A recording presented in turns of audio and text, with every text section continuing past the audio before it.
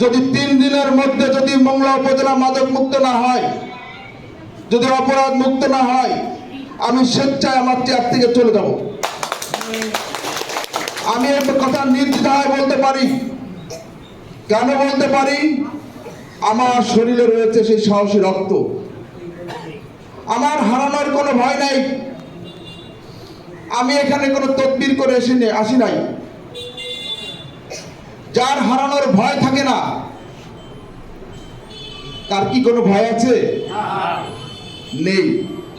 কিন্তু আমি একা চাইলে হবে না। আমাদের চাওয়াটা, আমাদের এই চাওয়াটা সকলের হতে হবে। সুতরাং আমি মনে করি